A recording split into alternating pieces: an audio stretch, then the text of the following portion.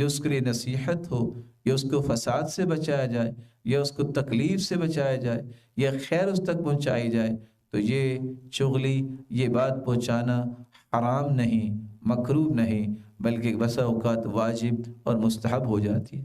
کسی کا مال لوٹنے کی بات ہے، کسی کی عزت کو تار تار کرنے کی بات ہے، یا کسی کی جان ضائع کرنے کی بات ہے، یہ پہنچانا چغلی نہیں ہے، بلکہ یہ چغلی محمود ہے، مذموم نہیں ہے۔ النمیمہ المباحہ، چغلی کی تیسری قسم ہے جائز چغلی۔ ابن کثیر فرماتے ہیں اگر تو اس لیے انسان ایک بات دوسرے تک پہنچاتا ہے جس سے لوگوں میں صلح ہو جائے، مسلمان اکٹھے ہو جائیں، تو یہ چغلی جائز ہوگی۔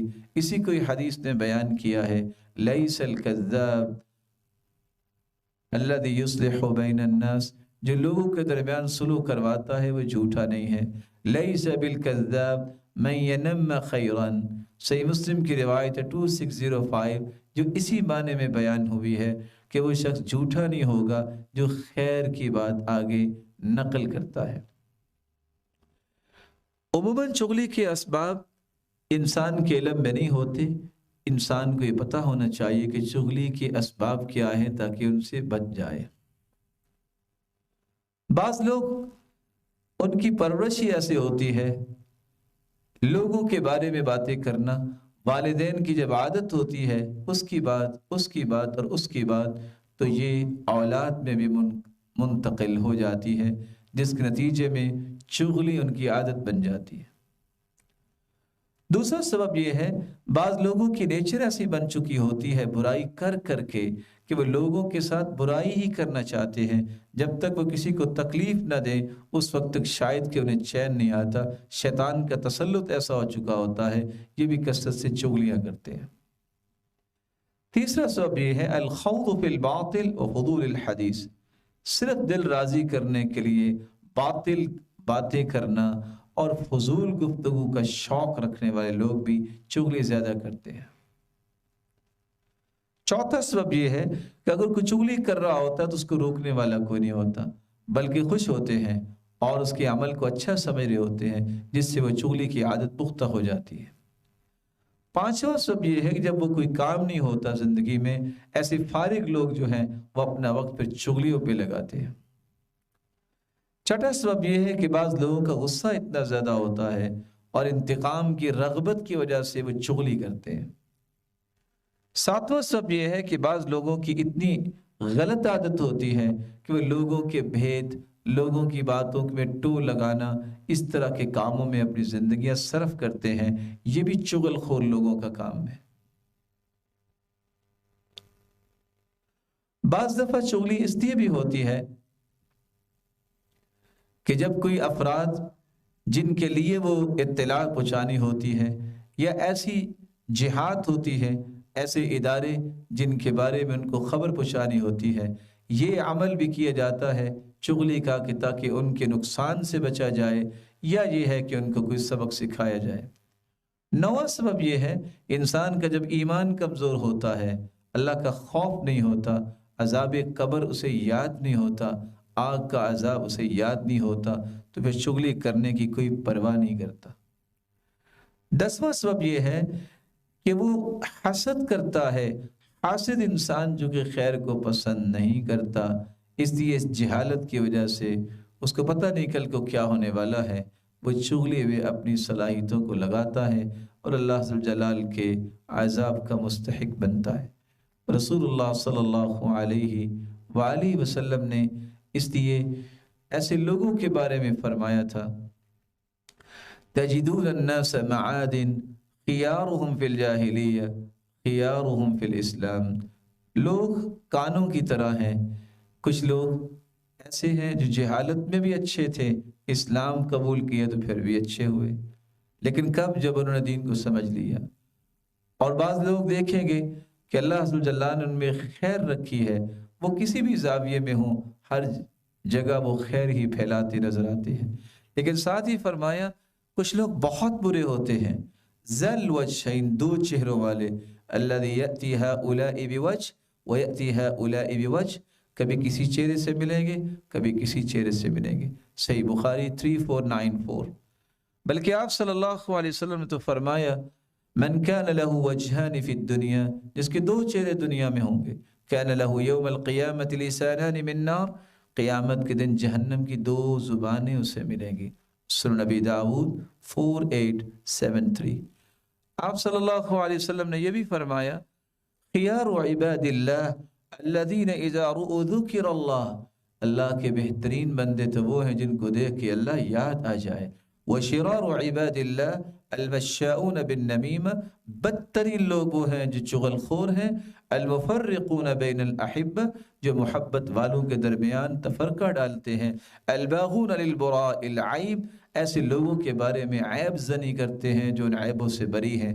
صحیح الترغیب 2824۔ رسول اللہ صلی اللہ علیہ وسلم کے ان فرامین کی روشنی میں علماء امت نے بہت خوبصورت باتیں نقل کی ہیں۔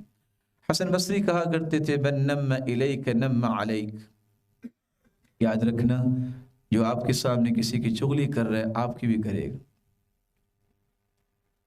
امام زہری کہا کرتے تھے لا یکون النمام صادقا، چغل خور کبھی سچا نہیں ہو سکتا۔ سلیمان کے پاس جب ایک شخص لے کے آئے چغلی تو کہنے لگا صدقت، ثم قال للرجل اذهب بسلام، کہا جو تم نے کہا ایسے ہی کہا ہوگا، میں سلام کرتا ہوں، آپ یہاں سے چلے جاؤ۔ عطاء ابن السائب رحمہ اللہ اور اس طرح کے دیگر آئمہ بیان کرتے ہیں کہ وہ لوگ جن کو چغلی کی عادت ہوتی ہے، نہ انہیں کبھی پرواہ ہوتی ہے کسی عزت کی، ایسے لوگوں سے ہمیشہ اپنے آپ کو بچانا چاہیے۔ قتادہ کہتے ہیں ذکر لنا ان عذاب القبر ثلاثۃ اسلاس، ہمیں یہ بیان کیا گیا کہ قبر کا عذاب اس کے 3 حصے ہیں۔ ثلث من الغیبہ، تہائی حصہ عذاب قبر کا غیبت کی وجہ سے ہوگا، وثلث من البول، اور تہائی حصہ پیشاب کے چینٹوں سے پرہیز نہ کرنے کی وجہ سے ہوگا، وثلث من النمیمہ، اور تہائی حصہ چغلی کی وجہ سے عذاب قبر کے میں مبتلا ہوں گے۔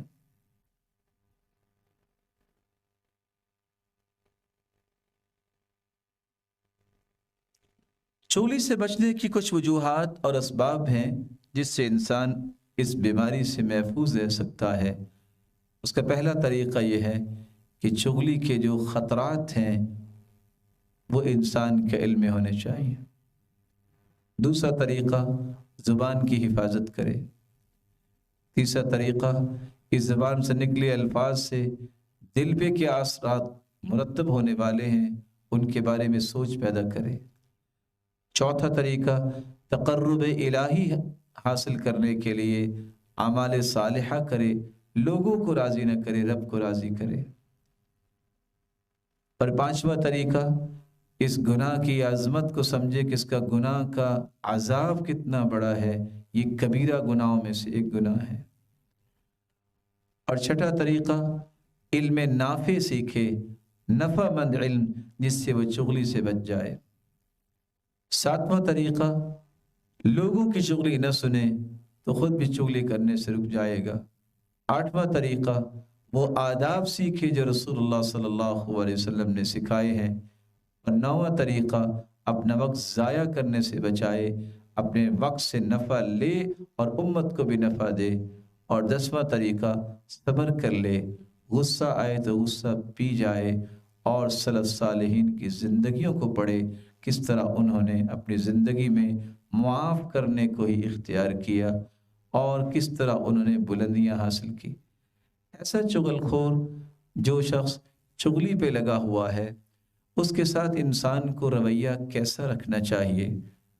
جب بھی کوئی چغلی کرے اس کی چغلی کی تصدیق نہ کی جائے اور اس کو چغلی سے روکا جائے، بلکہ اللہ کی رضا کے لیے ایسے شخص سے نفرت رکھی جائے، بلکہ اس کی بات پہ کبھی بھی غور کر کے کسی نقصان کی طرف قدم نہ اٹھایا جائے، اور اسے ہمیشہ محمول کیا جائے کہ یہ جاسوسی کر رہا ہے، اور کبھی بھی اس کو راضی کرنے کی تمنا نہ کی جائے، بلکہ اللہ عز و جلال کو راضی کرتے ہوئے اس کی چغلی کو نگلیکٹ کیا جائے اور کہا جائے تم ٹھیک نہیں کر رہے. حدیث میں آتا ہے من رد عن عرض اخیہ بالمغیبہ کان حقا علی اللہ ان یعتقہ من النار. جو کسی کی چغلی کو، غیبت کو روکتا ہے، کسی مسلمان بھائی کے بارے میں بات سن کے، اللہ قیامت کے دن اسے جہنم سے آزاد کر دیں گے.